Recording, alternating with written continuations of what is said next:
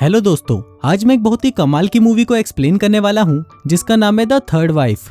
कहानी शुरू होती है और हम इस कहानी की मेन कैरेक्टर मे को देखते हैं। मे की उम्र सिर्फ 14 साल है और आज उसकी शादी होने वाली है, वो भी 50 साल के एक रईस आदमी से। हम देखते हैं कि ये आदमी गाँव का सबसे अमीर इंसान है और मे इसकी तीसरी वाइफ बनने वाली है। मतलब इससे पहले भी उसकी 2 वाइफ ऑलरेडी हैं। दरअसल ये दौर अर्ली 90s का चल रहा है, जब लड़कियों की शादी इतनी छोटी उम्र में करना बहुत आम बात हुआ करती थी। अब मे की शादी हो जाती है और इसी खुशी में रात को घर में एक फंक्शन रखा जाता है जहाँ पर मे का पति, जिसे सभी मास्टर कहकर बुलाते हैं, वो अपनी पहली वाइफ के साथ घूम रहा होता है। वहीं पर हम उसकी सेकंड वाइफ को भी देखते हैं जो कि दिखने में बहुत खूबसूरत है और यहाँ पर गाना गा रही होती है। वहीं मे भी इन सभी को देख रही होती है और वो बहुत ज्यादा नर्वस होती है। फिर रात को मे बेडरूम में जाती है और इसे कोई आइडिया नहीं है कि आज रात वो यहाँ पर क्या करेगी, क्योंकि इसकी उम्र सिर्फ 14 साल है और इसे फर्स्ट नाइट के बारे में भी कुछ नहीं पता। तभी मास्टर भी रूम में आ जाता है और फिर ये दोनों यहाँ पर फिजिकल होते हैं। फिर सुबह होते ही इसके ब्लड वाले कपड़े को एक पौधे पर टांग दिया जाता है और उसे कहा जाता है कि अब तुम वर्जिन नहीं रही। अब ऐसे ही कुछ दिन बीत जाते हैं और एक दिन इनके घर पर एक गाय एक बछड़े को जन्म देती है। अब उस बछड़े के पैदा होते ही उसे बेच दिया जाता है और फिर शाम को सभी घर वाले मिलकर ये डिसाइड करते हैं कि इस बछड़े को बेचकर जो पैसे मिले हैं उसका क्या करना है। तभी सेकंड वाइफ कहती है कि उन पैसों से हमें घर की सभी औरतों के लिए नए कपड़े खरीदने चाहिए। लेकिन तभी मास्टर के पिताजी, जो इस घर के मुखिया भी थे, वो उन्हें कहते हैं कि नहीं, इन पैसों से मेरे पोते के लिए घोड़ा खरीदा जाएगा। इसके पोते का नाम हंग होता है और ये मास्टर की पहली वाइफ का बेटा है और घर में इकलौता लड़का है। वहीं मास्टर की सेकंड वाइफ का कोई बेटा नहीं है, उसकी सिर्फ 2 लड़कियां हैं, इसलिए घर में उसकी वैल्यू बहुत कम है। अब दादाजी डिसाइड कर लेते हैं कि इन पैसों से उसके पोते के लिए घोड़ा खरीदेंगे। लेकिन तभी पहली वाइफ उनको मना करते हुए कहती है कि हंग की भी अब शादी की उम्र होने वाली है, इसलिए हम उन पैसों को इसकी शादी के लिए बचा कर रखेंगे। यहीं पर हम देखते हैं कि शादी की बात सुनकर हंग घबरा जाता है और वो बहुत ज्यादा टेंशन में आ जाता है। अब ऐसा क्यों है ये हमें आगे पता चलेगा। वहीं मे भी इन सभी की बातों को ध्यान से सुन रही होती है और उसे भी समझ आ जाता है कि अगर उसे इस घर में अपनी वैल्यू को बनाए रखना है तो उसे भी एक लड़के को जन्म देना होगा। इसी दौरान मे की दोस्ती सेकंड वाइफ के बच्चों से भी हो जाती है, क्योंकि वो दोनों भी लगभग इसी की उम्र की थी और मे पूरे दिन सिर्फ इन्हीं के साथ खेलती और अपना टाइम स्पेंड करती थी। फिर एक दिन जब सभी लड़कियां तालाब में नहा रही होती हैं, तभी वहाँ पर मे को पीले रंग का फूल दिखाई देता है जो कि दिखने में बहुत खूबसूरत था। मे जब इस फूल के बारे में पता करती है तो उसे पता चलता है कि ये फूल दिखने में तो बहुत खूबसूरत है, लेकिन ये बहुत जहरीला है। अगर गलती से भी किसी ने इसको खा लिया तो उसकी मौत हो सकती है।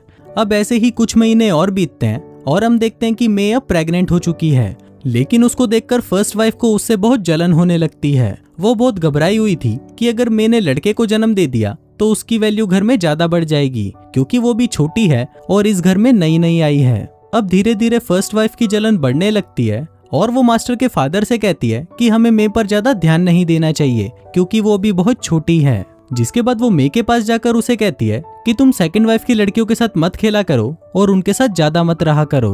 फिर रात को जब मैं वॉशरूम के लिए बाहर आती है तभी उसकी नजर सेकंड वाइफ पर पड़ती है, जो कि अच्छे से तैयार होकर जंगल की तरफ जा रही होती है। मे जब उसका पीछा करती है तो उसे पता चलता है कि सेकंड वाइफ का अफेयर मास्टर की फर्स्ट वाइफ के बेटे हंग के साथ चल रहा होता है और ये दोनों जंगल में फिजिकल हो रहे होते हैं। अभी देखकर मे घबरा जाती है और वापस घर आकर इसी के बारे में ही सोचती रहती है। फिर अगली सुबह जब वो सोकर उठती है तो वो देखती है कि इनके घर में एक दूसरे के साथ ऐसे अफेयर रखना बहुत ही आम बात है। इसके बाद हम देखते हैं कि कल रात 2 नौकरों को ऐसे ही रिलेशन बनाते हुए पकड़ा गया था, जिसके बाद सजा के तौर पर लड़के की पीठ पर कोड़े मारे जाते हैं और वहीं लड़की के बाल काट दिए जाते हैं। इसके बाद उस लड़की को पूरी जिंदगी एक पुजारी बनकर उनके टेम्पल में बितानी पड़ेगी। इसी दौरान अगर वो लड़की प्रेग्नेंट हो जाती है तो उस बच्चे को भी पुजारी बनकर अपनी पूरी जिंदगी उस टेम्पल में बितानी पड़ेगी। ये इस घर के कुछ अंधे कानून होते हैं। इसके बाद मे देखती है कि फर्स्ट वाइफ भी मास्टर के साथ लिपटी पड़ी है और वो फिर से प्रेग्नेंट होना चाहती है ताकि वो फिर से लड़के को जन्म देकर अपनी वैल्यू को बरकरार रख सके। और कुछ दिनों की कड़ी मेहनत के बाद फाइनली फर्स्ट वाइफ भी प्रेग्नेंट हो जाती है। अब ये देखकर मे घबराने लगती है कि उसको क्या होगा, जिसके बाद वो मंदिर जाकर गॉड से अपने लिए एक बेटा मांगने लगती है। फिर कुछ दिनों बाद हम देखते हैं कि हंग का रिश्ता पक्का हो जाता है, लेकिन ये बहुत ज्यादा गुस्सा था क्योंकि वो उस लड़की से शादी नहीं करना चाहता था। वो कहता है कि मैं एक ऐसी लड़की से शादी नहीं कर सकता जिसको मैं जानता तक नहीं। लेकिन इस पर उसकी मॉम उसे कहती है कि मेरी शादी भी कुछ इसी तरह हुई थी, मैंने भी तुम्हारे फादर को शादी वाले दिन ही देखा था। अब हंग बहुत ज्यादा दुखी होता है और वो रोते हुए सेकंड वाइफ से मिलने जाता है। वो उससे पूछता है कि क्या तुम मेरे से प्यार नहीं करती, जिस पर वो औरत कहती है कि नहीं, मैं तो सिर्फ तुमसे अपनी शारीरिक जरूरतों को पूरा कर रही थी, इसके अलावा हम दोनों के बीच में प्यार जैसा कुछ नहीं है। अब ये जानकर हंग को बहुत ज्यादा गुस्सा आता है और वो गुस्से में वहां से चला जाता है। अब इन सब चीजों के चलते फर्स्ट वाइफ की तबीयत भी खराब होने लग जाती है और उसका मिसकैरेज हो जाता है। अब जब मे को इस बारे में पता चलता है तो वो बहुत ज्यादा दुखी होती है और उसे लगता है कि शायद उसने गॉड से जो बेटे के लिए प्रे किया था उस वजह से फर्स्ट वाइफ का मिसकैरेज हो गया है। लेकिन तभी सेकंड वाइफ उसे कहती है कि ऐसा कुछ नहीं होता, तुम खुद को दोष देना बंद करो। फिर कुछ दिनों बाद हंग की शादी का भी दिन आ जाता है और उसकी शादी एक 13 साल की छोटी सी लड़की से करवा दी जाती है। फिर रात को वो लड़की हंग के बेडरूम में आती है और यहाँ पर इसे भी पता नहीं होता कि क्या करना है, लेकिन जैसा इसके परिवार ने इसे सिखाकर भेजा था तो वो अपने कपड़े उतारकर उसके करीब आने की कोशिश करती है, लेकिन तभी हंग उसे वहां से भगा देता है क्योंकि वो बहुत ज्यादा परेशान है।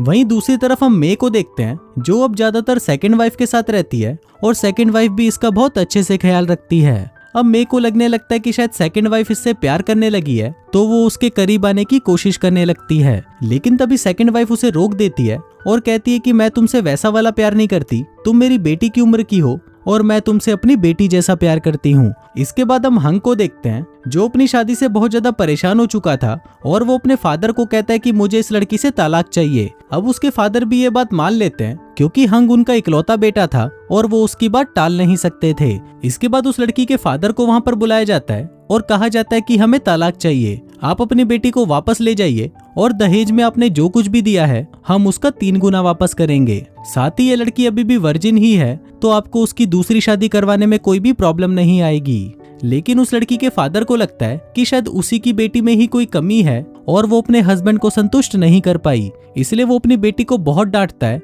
और गुस्से में वहां से चला जाता है। अब ये बेचारी छोटी सी लड़की इस बात से बहुत ज्यादा दुखी हो जाती है और वो इस बात को अपने दिल पर ले लेती है, जिसके बाद वो एक पेड़ से लटक कर खुद की जान दे देती है। वहीं दूसरी तरफ मे बच्चे को जन्म दे रही होती है और वहां पर फर्स्ट वाइफ भी उसकी बहुत मदद करती है। अब यहाँ पर मे एक लड़की को जन्म देती है और जब उसे पता चलता है कि उसको लड़की हुई है तो वो बहुत ज्यादा दुखी होती है। वहीं घर में भी ये खबर फैल जाती है कि उस लड़की ने खुदकुशी कर ली है, तो ये जानकर वो सभी बहुत दुखी होते हैं। यहाँ पर मैं उस मरी हुई लड़की की बॉडी देखकर बहुत डरी हुई थी और वो सोचने लगती है कि कहीं इसकी बेटी के साथ भी आगे चलकर कुछ ऐसा ना हो जाए। अब इसी डर में वो अपनी बेटी को लेकर नदी के किनारे जाती है और आखिरी बार उसे अपना दूध पिलाती है, जिसके बाद वो उसी जहरीले फूल का रस निकालकर उसे अपनी बेटी को पिला देती है।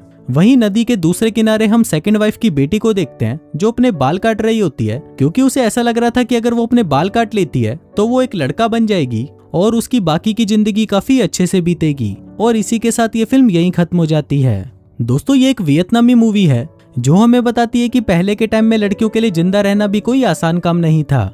अगर हम बात करें मे की तो उसकी शादी इतनी छोटी उम्र में कर दी गई थी कि उसे पता भी नहीं था कि एक परिवार को कैसे चलाया जाता है। उसे लगता था कि शायद उसकी बेटी की जिंदगी आगे चलकर नरक ही बनने वाली है, इसलिए उसने अपनी बेटी को अभी मार देना ही सही समझा। खैर बाकी आपको ये वीडियो कैसा लगा मुझे नीचे कमेंट करके जरूर बताएं और अगर आप ऐसे और वीडियोस देखना चाहते हो तो प्लीज इस वीडियो को लाइक करके मेरे चैनल को सब्सक्राइब कर लेना। मैं मिलता हूँ आपसे अगले वीडियो में, तब तक के लिए बाय।